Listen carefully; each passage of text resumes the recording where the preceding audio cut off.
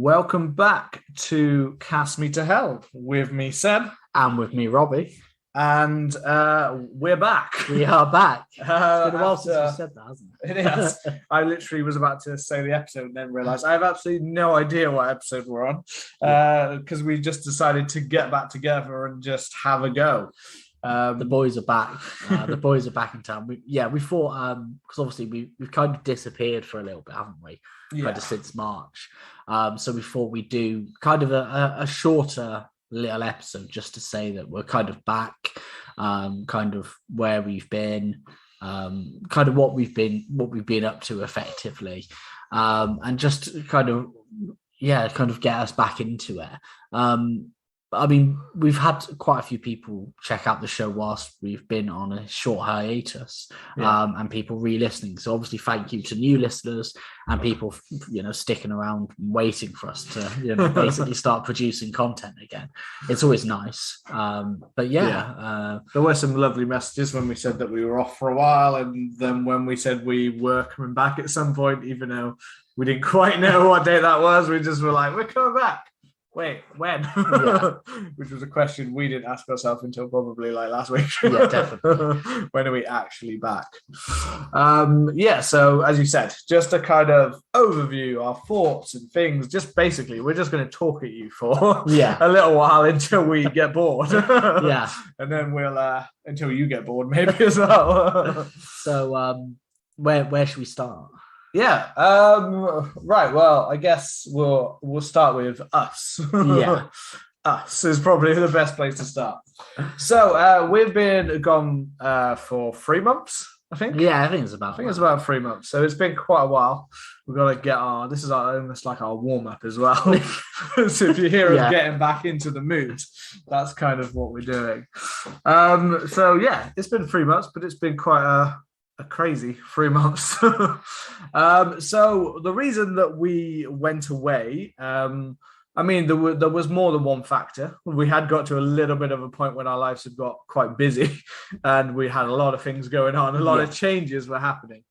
I had to stop because I lost my sister. So I sadly, she was killed in a car crash, sadly. So that kind of stopped me and took me out of action. And kind of made it hard for me to kind of come and think about doing anything like this kind of thing.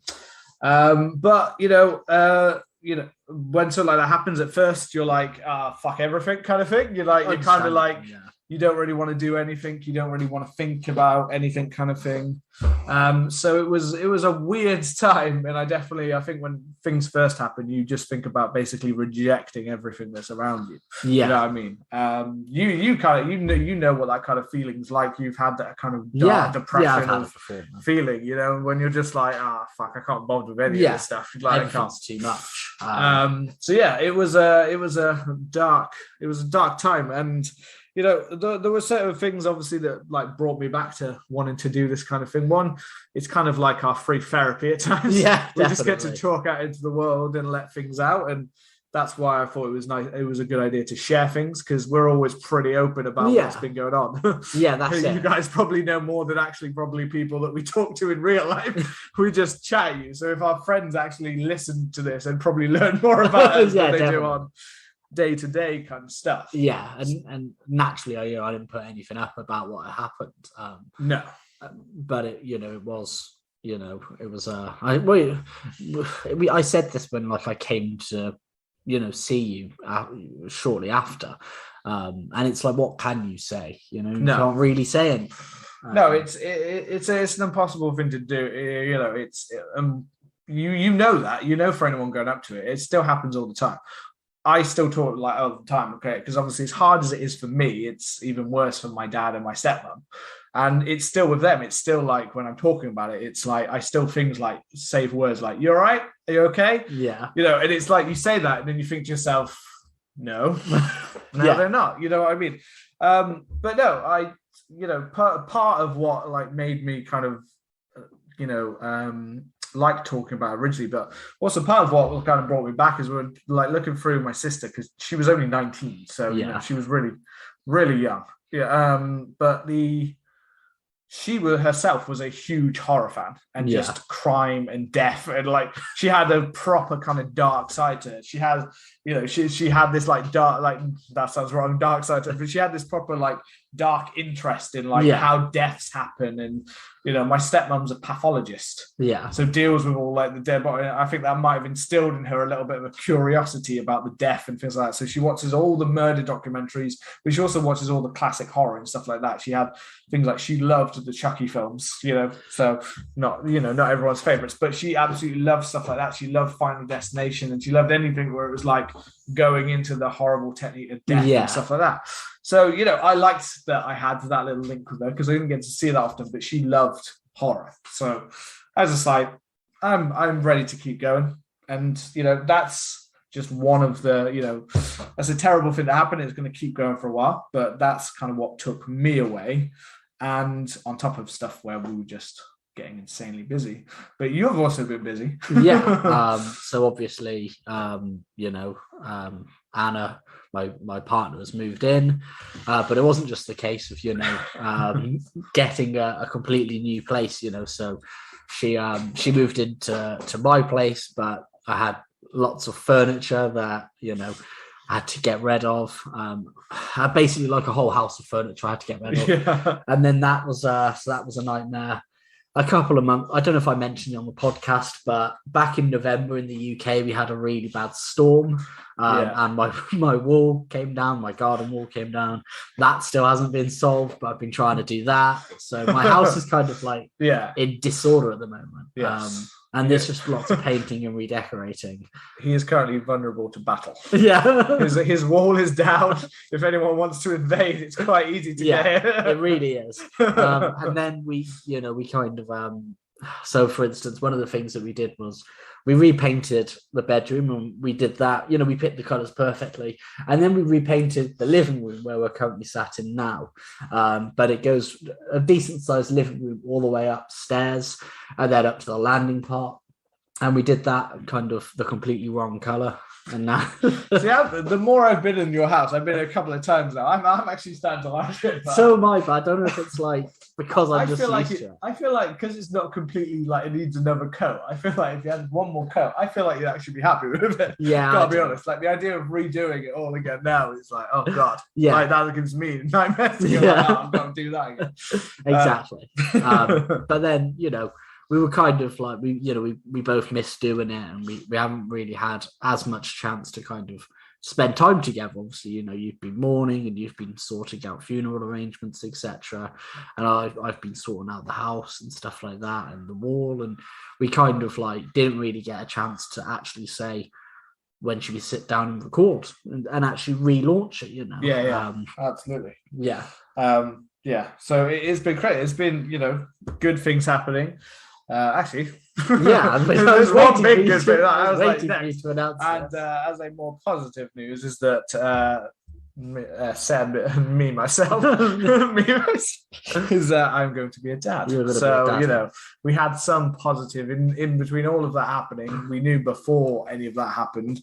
We kind of had to like keep it a secret until we knew more. But yeah, we have now told everyone, so I'm allowed to say this. I'm not going to be beaten to death by Charlotte for telling people that you've had sex. You finally had sex. Rob's long-running joke that I don't know how to, or have no idea. I've been a beautiful virgin till my 30-year-old, and suddenly I've just decided that now I can have the sex. Well, nobody taught you how to do it. So he was like, you to know.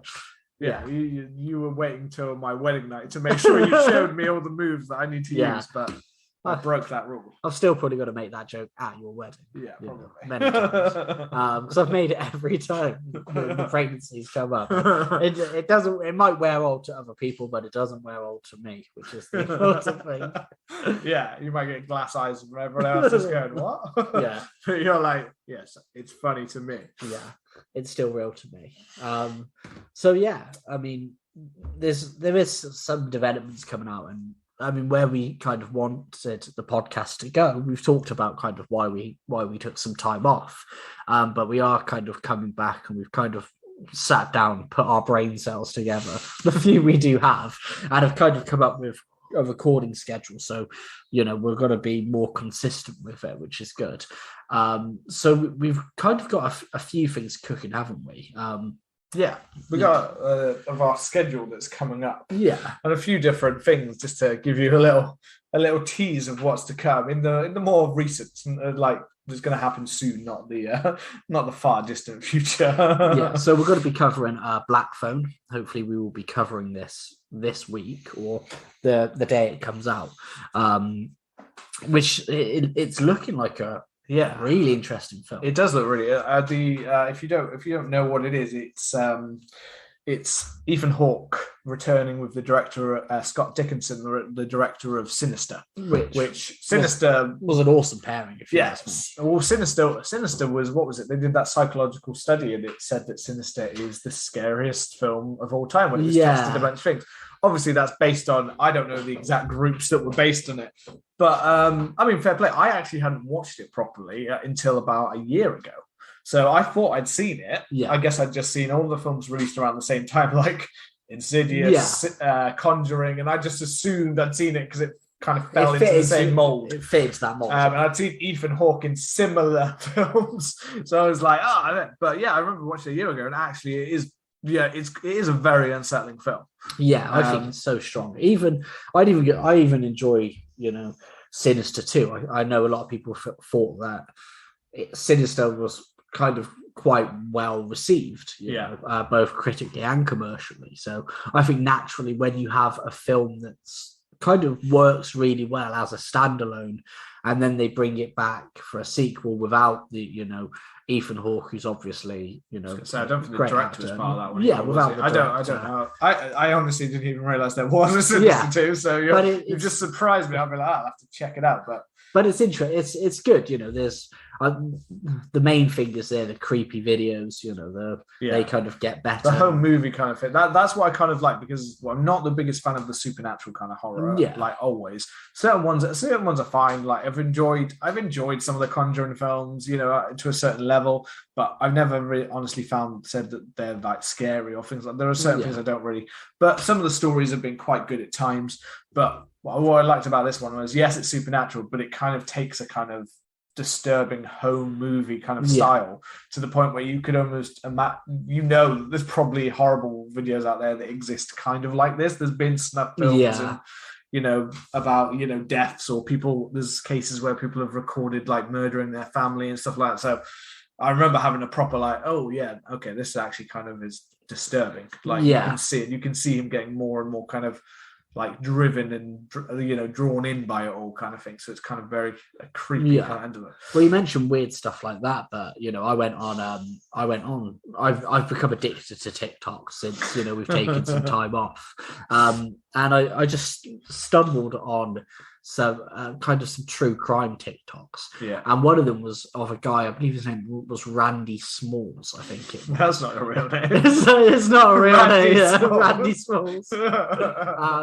It's humorous. I apologize, Randy Smalls, if it actually is. Oh no, he killed himself. Oh, okay. I thought you said it was from an account called Randy Smalls. It was from a guy called Randy Smalls. Oh, okay. Apologies, Randy Smalls. No, don't apologize. Shit back. Basically, he's the one that killing. Okay. So what he does is, it was a video of him flipping a coin, best 2 out of 3. And he says, if it's heads, I do it at home. If it's tails, I do it at the store. Yeah. So I was thinking, okay, what's going on? And then I watched this video. It's the store, and then I looked at it, and it was actually this guy who went and he shot up the store that he worked at and then killed himself. So we know, so we know that there is some, super creepy stuff that happens, and there is stuff like this. And I think they brought, with Sinister, they brought in this kind of kind of supernatural element to it. But the simple fact that you do get people who do this, I mean, like serial killers have had manifestos for since they've been doing it. That's what I mean. That's what kind of brought it back to me, is that they grounded it in a reality. So it may have had a supernatural element, but it was grounded by like, this shit really happens. Like we've seen this shit happen like so many times in like deaths and murders and killing their families or committing suicide or the millions of gun shootings, like you just said, like across, including recent ones across the world, mainly one part of the world. And it's just, it is quite terrifying, that reality. And the best part of horror is when you bring the reality to it. Yeah. When you bring it to themes that you're like, I'm terrified that might happen. You know what I mean? There are so many themes, and even in ones that aren't, there are ones like serial killers always work more effectively for me purely because it's like, good, if I wanted to, I'll go put on a ghost face outfit and I'll, kill everyone. Yeah. If I want to, but I don't. I'm not like that. I mean, man, maybe in my darkest dreams. Maybe in the darkest dreams. But yeah, that's what I mean. So it's a strange when you've got that kind of moment of like, I still every day. I was going up Birdlip the other day. Yeah. To go back to an absolute classic of one. I was going up Birdlip, and for anyone listening at home, this is like basically you're driving up like a really quite steep hill. Yeah. Like, and it's going up, and like if there's a lot of traffic, you're almost crawling up, and you're like trying to be like, oh, for fuck's sake, I've got to stay in gear. I don't want to stall. Yeah. I don't want to, slip down this hill. And I was driving up. And I was like, why is everyone going onto the right side, like the fast lane? Why is no one going in the left lane? Because the left lane was a huge lorry full of logs. Oh, yeah. Like logs. And imagine going behind that. And I was just like, yep, I get it. No fucking chance am I going behind that. Like, Final Destination ruined that completely. But it was purely, I was just like loving the fact. I was like literally, like imagine being the person stuck behind that log the whole time. Those logs, when you're going up, starting to go up like a proper gradient slant up a hill, like just one of those slips and I'm dead. One of those slips and I'm dead. Like it was like I've seen them a million times on my road, but still, like that one just brought it back. Like that is literally someone's worst nightmare right there, being trapped like. Literally, like behind that is like someone's probably like screaming, like, "Oh my god!" No. Yeah. So I mean, Black Phone. Back to Black Phone. Yeah, that's a nice little tangent. I don't, I still try to stay away from movie trailers, and for the most part, I've done it. Even spoilers. I mean, I really wanted to see Multiverse of Madness, but I haven't got around to seeing it. I only really know one, maybe two characters who are in it who. Secrets. So I've kind of stayed away from the trailer, but what I saw was it is kind of about missing kids, and then there's kind of a phone which allows them to connect with the other kids who died. Just to be clear, this is Black Phone. Black you kind phone. of move from one to the other there. Multiverse of Madness is much darker than you expected. There just seems to be this long running like children who've gone missing over a certain period of time, but there seems to be a connection where the phone links them across other children that lost at the same time. Some people said it has a real kind of feeling to it. But it's very dark, and Ethan Hawke is like in a mask for the majority of the film, but apparently he's just amazing. Like his performance, the reviews have been fantastic for it. Like people have been really raving about his performance, but also the boy and a girl that are in the film. Like they said, all of them. They said all of these are stars. Like these are proper, like amazing. And they said it's terrifying. Like at points, it is literally like your worst nightmares brought to life. Really? Scott Dickinson is very good with that kind of horror. I can't remember what apart from Sinister there was another one he did, but I can't remember off the top of my head. But he's obviously, and there is a link there between Multiverse and Madness because he was the original director. Oh, really? Yeah, he directed Doctor Strange, the first one. Scott Dickinson did the first one, which is why that had a little bit, but they didn't really let him go into the horror. And he always said if he did a sequel, he'd like delve into the horror with Multiverse of Madness for the Doctor Strange sequel. But apparently they weren't on the same kind of wavelength. I heard that Raimi wasn't the original producer or director. I think that may have been more as the film went on. They started to kind of link it more to like the wider universe, and I think maybe he wanted to keep it more Doctor Strange.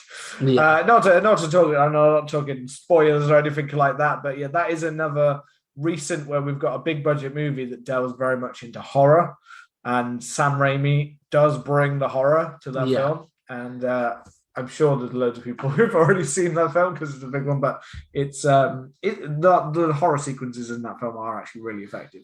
It's properly scary at points to the point where I'm like, holy shit, like you shouldn't be taking kids to this, maybe. I really want to see which is weird because they're all normally kid friendly, like fairly kid friendly. You know what I mean? They've got darker points, but you can be the kids. But there is a point in this film where I was like, shit, kids would be terrified. Like I think Charlotte was even a little bit like scared in it, and it's not necessarily like characters who you'd think would be scary that are scary. But yeah, it's not it's not a perfect or amazing film. There are some proper points of it that are like multiverse of madness. It doesn't actually get that crazy at times. Yeah, like it's a bit straight. Like their multiverse where you see the different worlds is quite like. Okay, so that's like New York, but future New York. Yeah. Okay, I've seen that like a million times. There's one bit when they like fall through different universes, which is kind of, but you don't actually get to see those universes. So there's some like key points, but yeah, the story lets it down a little bit. But the visuals and stuff, like Raimi's properly, and he gets a lot more like Raimiisms than I thought. There's an Evil Dead sequence where it's like following the spirit of someone, like as it's going through the house, kind of thing, as it overtakes someone. And there's some proper scary, like kind of zombie kind of features. And I don't know anymore because I don't know if you know who the villain actually is in the film. So yeah, I'm not going to ruin that kind of part. But yeah, the villain is fantastic and scary in some of the characters. But the only weird thing is that I'd almost say Doctor Strange is almost not the main character in his own film. So it's interesting. But for horror fans, I'd say definitely give it a check out. I mean, there's some bits when characters get killed and you're like, holy fuck. Yeah, I'm gonna have to check it out. Destroying. I think it comes and it's proper gruesome. There is I told you this a while ago, but so it's not going to be a thing, but it's like basically like someone's brain like bursts and you see his eyes go like, oh damn. Like, and you see him break. Like there's a certain classic character that gets like literally like in the film. So it looks like they get their neck broken. Yeah. But someone slowed it down and realized that actually what they do, but you can't really notice it in the film, but actually what they do is they split his head in half. Oh, shit. They literally ripped the top of his head off. So when it was slowed down by people who had like a cam copy of it, they were like, they don't break it. This character doesn't break his neck. He literally tears the top of his head off. Yeah. And Sam Raimi got away with it because he does it so quickly. You just think she breaks the neck. But it's I'll have to watch it. So there are some really cool parts in it. I think it's out on Disney Plus soon anyway. Yeah, 11th of July, I read. Oh, okay. Maybe, yeah, I think it might be. I thought it was 24th of June or something. I thought it was earlier than that. If so, it might be. But yeah, it's cool. And so, I mean, speaking of Raimi, we've also been playing the Evil Dead video game. Yeah, well, I've only played it once. You've only played it once. I haven't downloaded it myself. I haven't had time, but when I played it with you, it was awesome. Yeah, it's really fun. It kind of hits that asymmetrical multiplayer horror that Friday the 13th kind of started or was able to make really cool. And I mean, in terms of gameplay, it has a similar game loop as they all do, where you have 4 survivors, 1 person playing the demon, but I don't know, it just feels more fun, it feels more balanced and stuff. I haven't had a whole lot of chance to kind of play video games recently. Because if you played the F13 game, that's the basic style of it. You know what I mean? The way you move the characters. And then a little bit of Dead by Daylight, kind of maybe in some of the more choices you can do with people and stuff like is kind of thrown in there, isn't it? In terms of like with its own inventive style as well, because it's got lots of the ways you can use the demons and stuff like overtake people, but the different the different things you can have them do. Like, isn't there one where I swear I heard someone say there's one where you can basically like get a box and out of the box pops like a bunch of little creatures. Yeah, you can make little ashes jump out of the box with hands.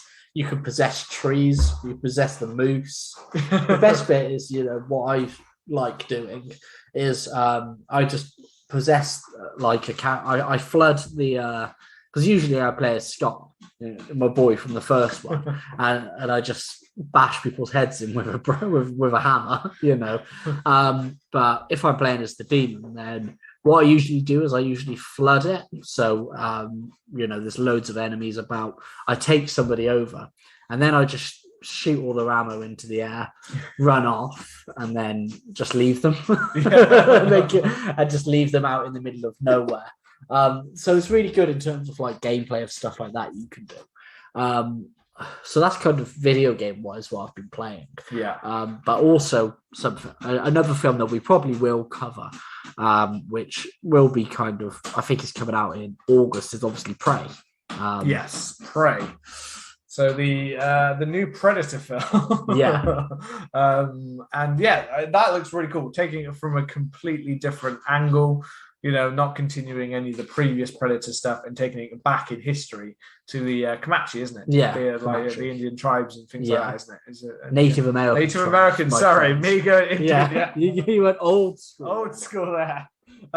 That's only because when I watched the trailer the other day, I did think that some of the costumes looked very like a little bit like costume store. Really? Like a little bit like, I was like, I know that that's how they are definitely dressed, but for some reason in my head, the costumes looked really like cheap at times. Well, I mean, but it is made out of materials that they kind of just take from around the land, so it could be. Well, no, I mean they could be really cheaply made. It could end up being cheaply made. The budget for it, I can't imagine, is something that they would have had cinematically. No, and it definitely looks like it is much more of a toned down kind of. There's not going to be any like. Well, there's no guns in general. Even the Predator doesn't have his plasma cannon. Yeah. So I read that the other day. Apparently, he doesn't have his plasma cannon. I mean, they've taken it away for the pure reason that it's meant to be more of a, tribe hand to hand kind of combat kind of thing, like lurking kind of. They wanted that feature because both of the tribe and the Predator have that ability to kind of hunt and prey and survive in that way. And they said that the plasma cannon kind of it makes it too easy for the Predator, which I get. And I kind of get that because it literally is, but again, you play the game and stuff like that, and it can make it a lot easier. But with I do think that's a good way to kind of take Predator and kind of be like, let's make him a bit more scary again, because the plasma cannon is a bit of an easy one. Yeah, you know what I mean, just blowing people up. Not that I don't love people seeing people get exploded, but I think in general, I think like. I mean, the original Predator, which recently I think had its 35th anniversary, is an action classic. The second one is interesting, is good with the urban jungle, as we were, during the 90s. The urban jungle, urban Danny Glover. With Danny Glover, who I absolutely love. I like this. The second one's got a proper kind of gory violence to it. Like it's brutal. Like some of the kills and stuff are properly brutal. It's weird because you go from like the forest seems like the perfect setting for Predator, obviously, the rainforest and stuff like that, to then go into the urban jungle. But it's a cool stance. I know some people who really don't like the sequel, but I think it's great. Cool. And then Predators, which I still really like, but it's kind of jungle again. It's kind of repeat. Yeah, and then obviously the Predator, they tried to bring it a bit more. They tried to give it a bit of all sorts to the small town, but I know a lot of people didn't like that. I still enjoy it. I liked it. It had good. I think I watched it not too long ago, or at least most of it. It had some really good characters. The character stuff was really good. Shane Black's really good with the characters. Yeah. I can't say it really pushed the franchise on anywhere. No, it didn't. And the one way it tried to was just like, So there is the main problem is that ending leaves a real bitter taste in your mouth because it's a terrible ending. Oh, it's a terrible ending. It's given as an Iron Man predatory suit. It's just like of all the options they said that they had for that ending, because they said Ellen Ripley was one choice. They said that Arnold Schwarzenegger turned it down because he didn't want to just be in that one scene, although that was a bit stupid because the idea would be he'd be in one scene, that would be the setup for. And if they'd heard if they got out that Arnie was in the end of it, and they probably would have ended up spoiling it in the trailers just because they want to show Arnie. Maybe, then people would have been like, but the next one we get Arnie. Yeah. So it probably would have helped the film and helped Arnie to be, because he wanted to do another Predator film, but he wanted to do one where he's the focus. Well, there you go. Yeah. You're the Predator killer that they're bringing out. Well, I'd have even accepted Danny Glover. Anything more than I would have loved it if in that the Predator killer suit we had Dutch. But I would have loved it even more if we had Danny Glover and he was still wearing his yellow shirt and he still had his Magnum. He had his Magnum dog. I would have loved to say inside that chest. I mean, there was even talk. I believe even a xenomorph was considered at one point that it would be the alien that pops out at the end. It was very Alien versus Predator, but still. any of those were better than Iron Predator. Yeah. Like, it was just like, what? Like, this is your costume. Great. Like, that's not where I want this franchise to go. It's going to help me against no one wants this franchise to go that way. Not only that, but it's a costume that one person can wear. Yeah, exactly. It's not like loads of them. And then I think the whole reason that the Predator was there because it wanted to weaponize autism was also a really weird kind of story point. To use the child to distract his autism and become better. Yeah. Whatever. That was I can't remember. I actually can't remember. Yeah, what the actual point of the plot was. I was just following all the death stuff and the stuff with the predators and the predator dogs and stuff. Yeah, that stuff was fine. But yeah, the story was a bit off, and some of the choices are poor. So it probably does rank as the weakest of the Predator films. Yeah. So I think in terms of not including probably the second Alien versus Predator, which is pretty awful. I don't remember it. I just remember it being really dark. Yeah, that's what I mean. It's too dark of a film. Yeah. It's literally, that's what I'm saying. It's awful because although it gives you some fairly good kills at point, it's horribly shot. It's terribly done. Yeah.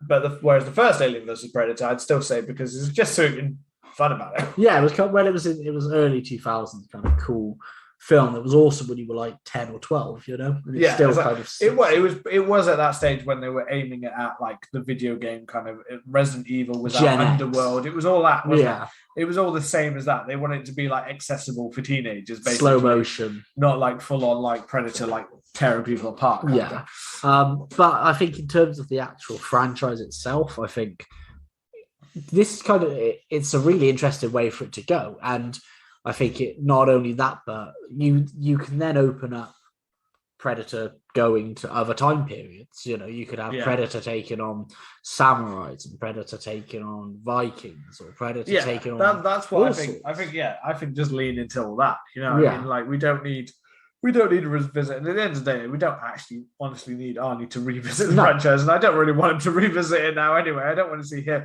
because really I'd be saying, mate, you're going to die. Well, yeah, not only that, but I just think what's happening with some films at the moment. You said about Dutch, Carl Weathers. Carl Weathers is dead. He's dead, but still, like his time travel just to go back to have Carl Weathers. Or you have a planet full of Carl Weathers. You multiverse it, so it's Carl Weathers from Arrested Development.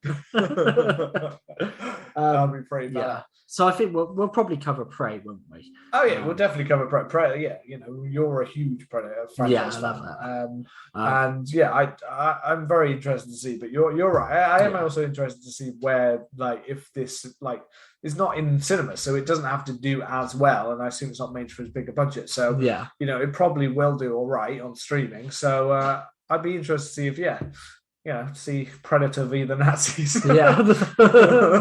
Who do we root for? Which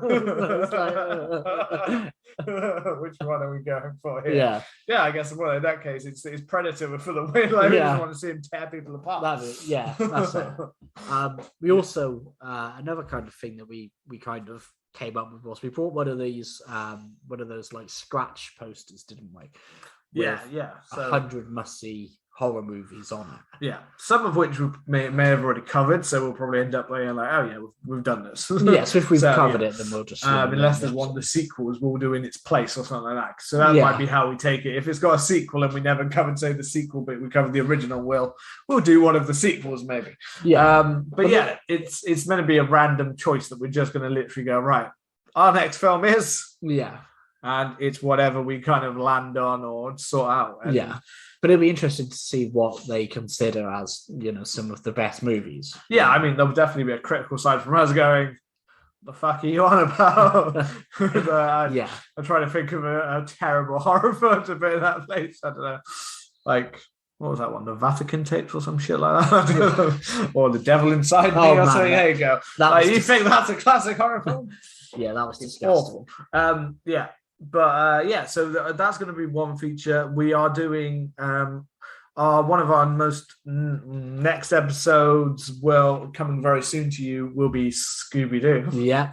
Our all-time classic love. We won't talk much about that because that we'll be recording that very soon. So we'll save our thoughts. I think I saw it for my birthday because it came out on the 14th of June. My birthday is obviously the 15th. So I'm sure young when it Bobby probably came took out. all his friends to see Of course, Scooby-Doo. it's 10 years old. Of course, it's Yeah, going exactly. to say He went for a Scooby-Doo. nice Man. pizza party or something like that. Yeah. He went to Pizza Hut, But and then he went to probably. me. That was the routine, because Pizza Hut's right next to like the only nearby Gloucester cinema back in the day. That was Back the in the only day. like one. So it was like you go to Pizza Hut, then you go there, or you go to the bowling place next door. You go there, or you go to, I don't know, Angel Chef or something that used to be there. Yeah, like, Rip Angel. one of those was like gone, but all of those are dead now. Yeah. Even the cinema we used to watch it is dead.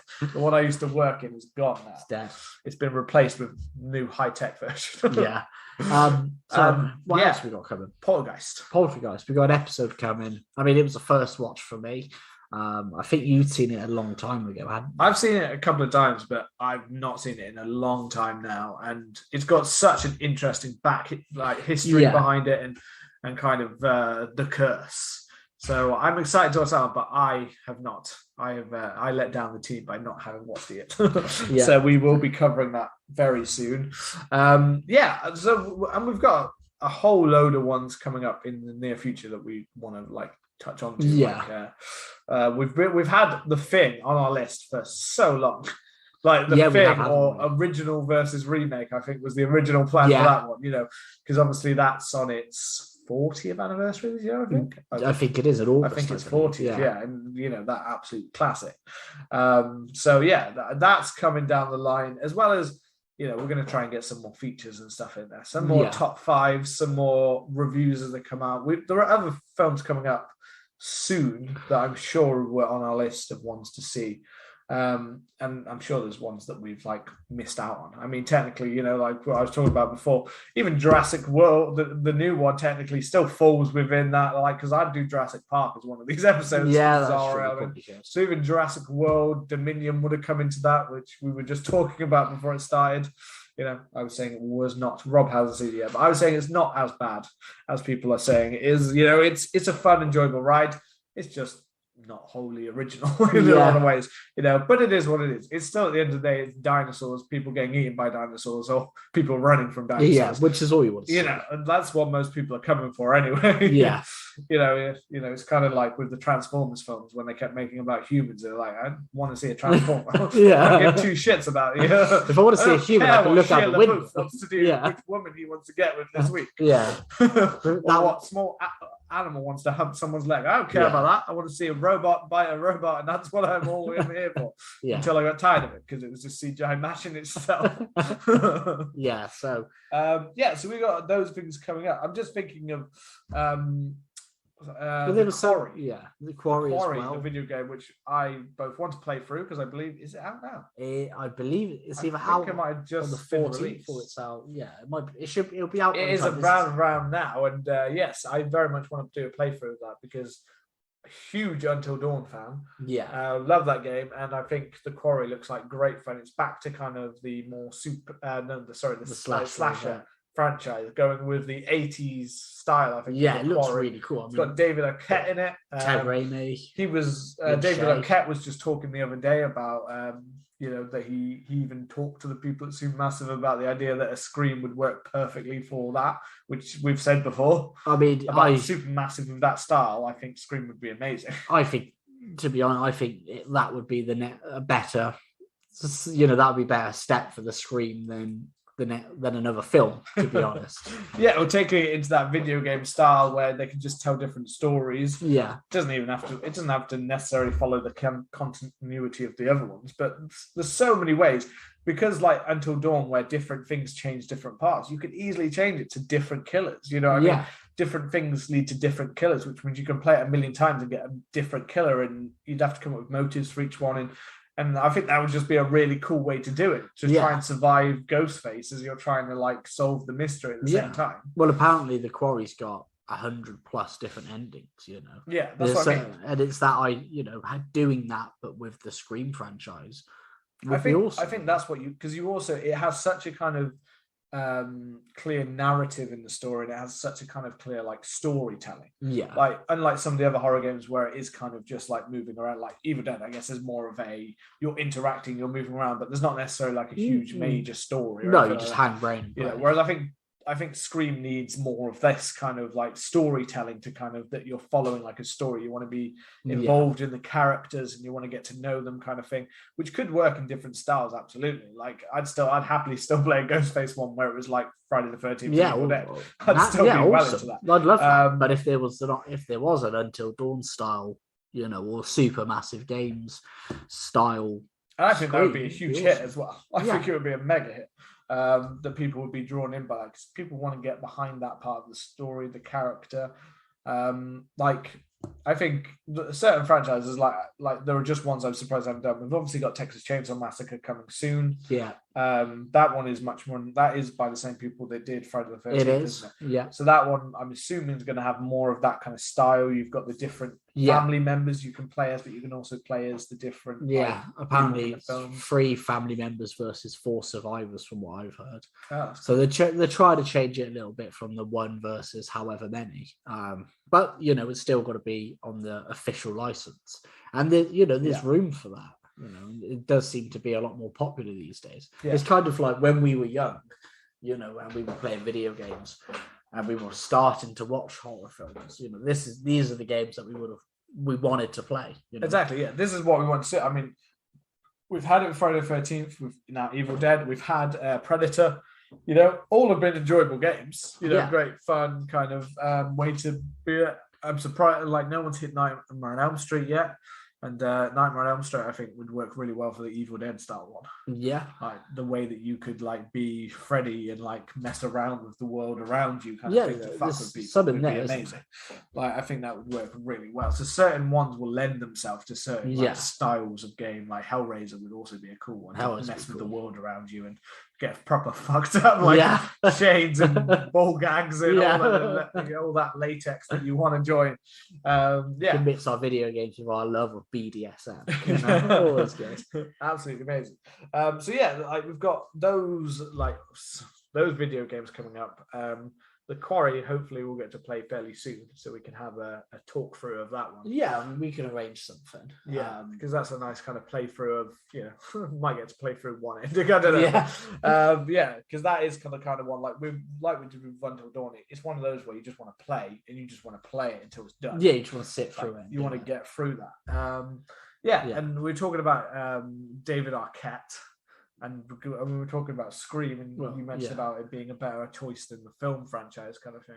And that was, that's probably what you're segueing onto. I'm segueing onto Scream 6, which is... Yeah, and that was another idea that he had for kind of some more content, was some kind of mini episode. So it wouldn't necessarily be talking about a specific film, but it would be almost looking at the big news that's announced and just our thoughts on it, because obviously the 2 that have come out recently at the time of recording this is obviously one that Neve Campbell's not going to be returning. Neve's Campbell. I was about to say Neve like I knew her then. Neve Campbell's not going to be returning to Scream. My bestie. But also that Scream is going to be taking place in New York City. Yes. Ghostface takes Manhattan. Which to be fair, I don't think is that big a deal, because obviously the first it's not Jason going off, it's just a new killer replicating, so technically it can go anywhere. Well, we could do Ghostface take. Well, the third one was Azerbaijan if you want. that would be pretty cool. Well, the third one obviously takes place in California, in Hollywood, doesn't it? The third one, that's in LA. So they've already changed. And the second one takes place. I don't think it takes place in Woodsboro either. No, it's a college. We don't know college. It's a college. Undisclosed college. Yeah, it just says somewhere. It could be anywhere. They could have already been near New York. I don't know. Like, it could have been anywhere. Because the whole idea of the fourth one was returning to Woodsboro. Yeah. So for me, that's not a massive. I can totally see goes for any location, but New York, plenty of dark alleys, plenty of like high-rise, flat apartments and stuff like that you can get through. Plenty of taxis where no one would even bat an eyelid. He's going to hide. Get in the back, slaughter you, get out of the taxi, pay the taxi driver. No, like there's nothing wrong with that. Obviously, Hayden Panettiere's back as Kirby. So we've also got that news as well. So I've got nothing wrong with that. We both enjoyed the last Scream film. It wasn't completely perfect, but it had a lot of enjoyable parts about it. It was a nice throwback in certain ways. It it felt, and this is why for me the Neve Campbell news isn't really much of a shocker. Like, and we know it's about money, so she obviously had a role in the film, and she obviously, she didn't get offered enough money for it, so she's like, nah, I'm not doing it. Like, I'm the face of the franchise, and apparently, I don't know, whatever they offered her wasn't enough. Yeah, which I don't know. At the end of the day, fair enough. Unless she was only going to have a small part and she wanted millions just to do a tiny little part, then that's different. But if they wanted it to be it and they weren't willing to pay for it, well, to be fair, the film franchise has made a lot of fucking money. Yeah, but she is the fit. Like, I don't think that's the problem. No, you finish your point. I just don't think. I know that Sidney Campbell is Prescott. Where Campbell came from there. I know that Sidney Prescott is the face of Scream, and it's definitely going to be weird to have it without her.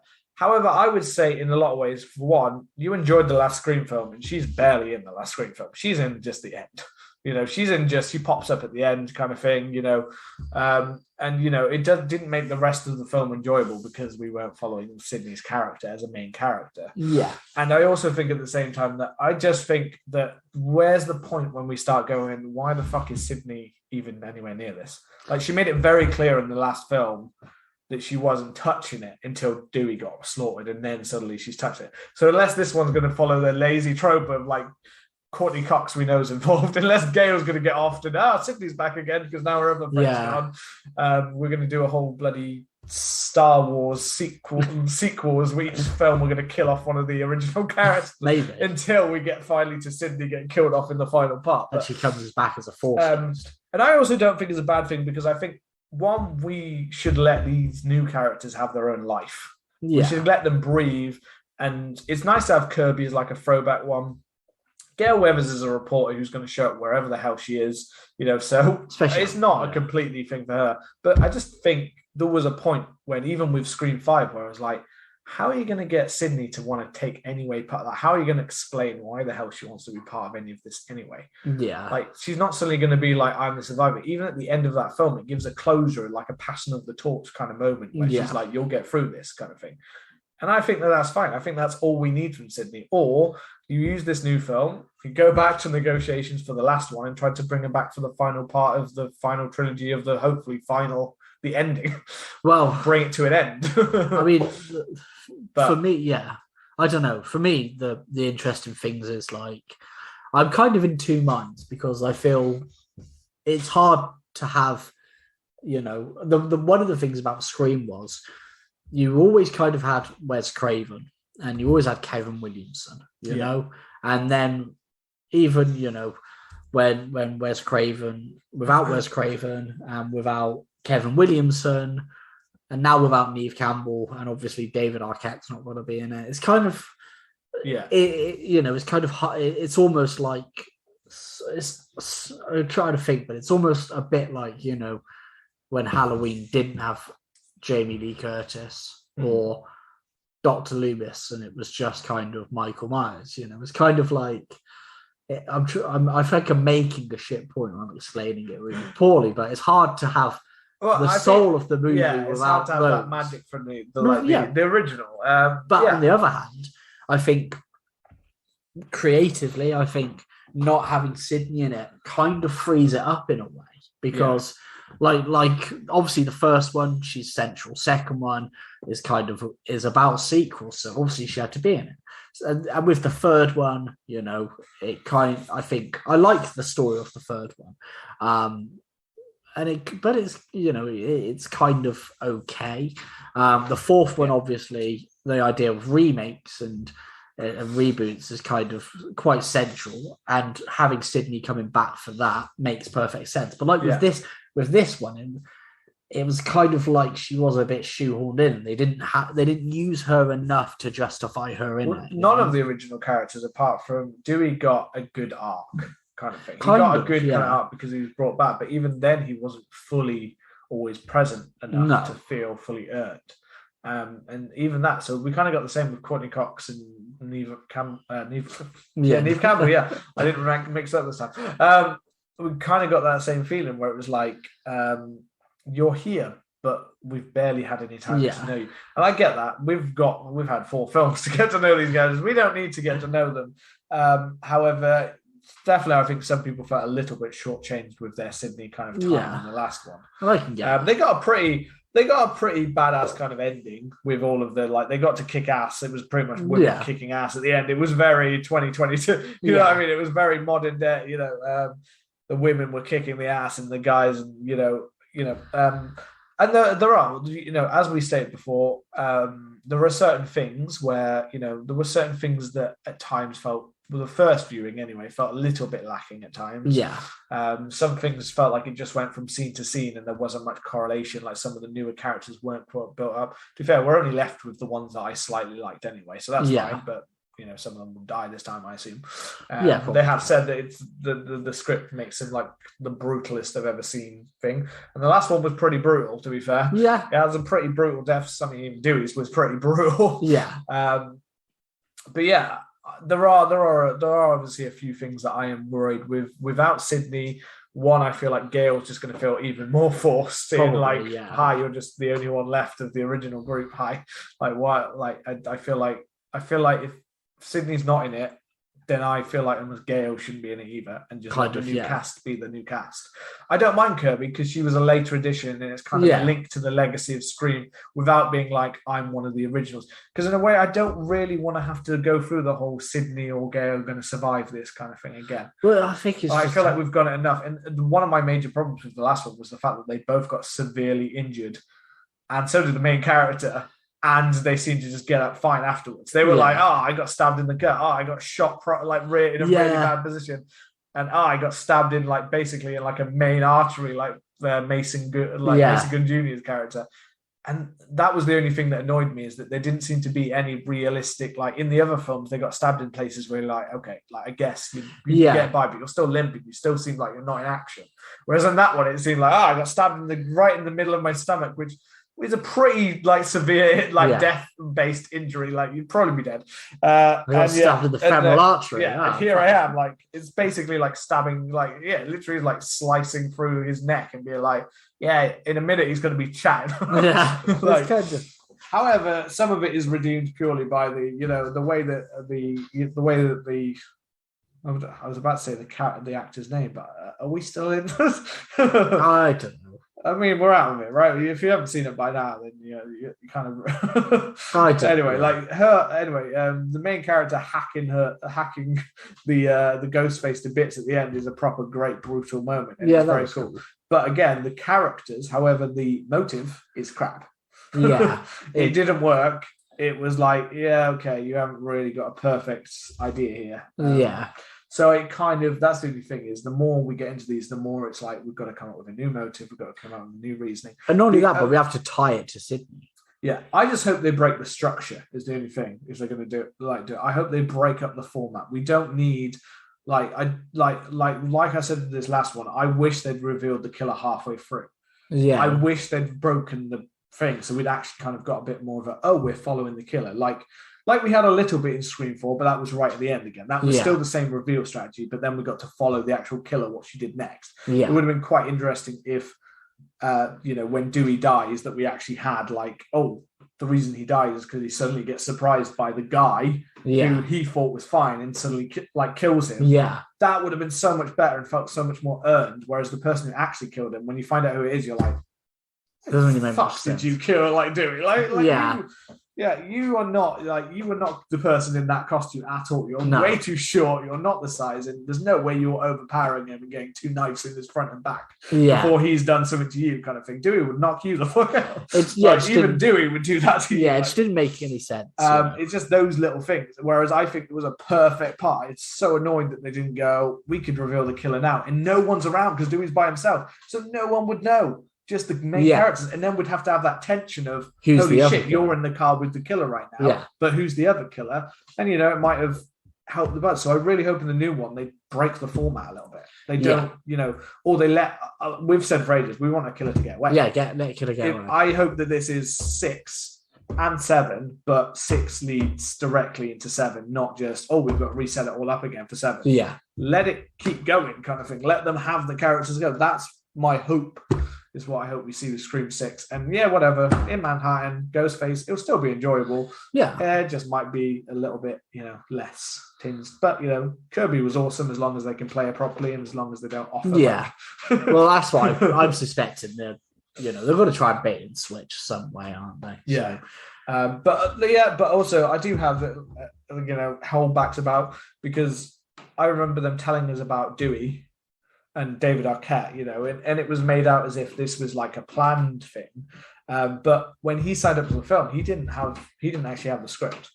Okay. So David Arquette signed up to the film, didn't know that Dewey was getting killed off. And no one actually had the conversation with him. They gave him the script. And he read it on the script. So they didn't even have the conversation to say that we're definitely killing you off. He just said he got script pages one day that said. Oh, really? So he kind of did his film and he went off. Kind of like he finished filming and then apparently just went on a road trip for like a month to like get over the thing of it. Yeah. So that kind of annoyed me that actually they made it sound like they were being really like kind and drawing in the legacy characters, but they actually slightly betrayed David Arquette a little bit because he had no way out of it. Because Courtney Cox had said she was trying to fight them to say, just film it both ways where he survives. You might feel differently when you see the final cut. Yeah. But they were just adamant. They were like, no, he has to die. Yeah. Which is fine. I get that someone had to die. They had to go. But still, it sounds like there was a little bit more there of a shitty way about it where they kind of caught him kind of thing. Like David Arquette was like, yeah, I'll take a film. Oh, I'm dead. And I was like, oh shit, I didn't know Dude was going to die when I signed up to this. Yeah. So there are so many things and films and schedules that are coming up. And these are just some of our thoughts on the upcoming kind of some of the ones that have popped up. There are probably loads of other things we've missed in the time we've been gone that we've just completely forgot about, or horror films that came and went so that we didn't. There were ones like the last one, I think, before we ended up having to scrap off was originally our next episode was Northman. Yeah, we were going to go to see Northman. Still didn't get to see it. I heard good things actually. So we will get around to that at some point. We've enjoyed our Robert Eggers reviews. But there are loads of other films that and I don't think I've watched many recently, so I'm excited to get back onto the newer ones or some different ones. Try and find some more out there kind of horror films, a bit more foreign, a bit more like go with some crazy shit. Let's get weird with it. Let's get weird with it. So this was just us kind of coming back to say that the boys are back. We've where we've been, where we're going. That almost sounds like Take That. It does. We're back now. We're trying to make sure we stay more on top of it, more organized. It could all implode in flames. And you might find out in a week from now that we couldn't make it work. We killed each other in a violent battle because we couldn't work our schedules. We're like two cockerels, that just have to fight whenever they're together. Bring out that razor claw to finish it. But no, as always, we hope that you've kind of enjoyed this. I'm hesitant to call it an episode. More than this. I think we've recorded for a fair hour. So it's an episode, but it literally is we just wanted to get back in the game by just talking and hoping that you'll enjoy listening to us talking. Because people used to say the thing they liked best was basically it was like just a chat with friends. So this is what we went with. We went with welcome back. We're here. We're back. We're planning on sticking around. Every year there seems to be something that stops us for a while. It does, doesn't we it? Seem to have a pattern that is forming. We have certain ones. We've got our January episode always fails. The first one of January always is like unusable. And we've also got, it seems to be about mid-year, we always have something that ends up, whether it's COVID or all of the other stuff that's happened, something always gets in the way at some point. But, we will be back and we're going to be dropping our Black Phone sneak peek review, whatever. So as always, thank you for listening to the show. Hit the subscribe button, and if you leave us a lovely review, it helps the show grow. And tell your friends, and we will see you soon. Goodbye.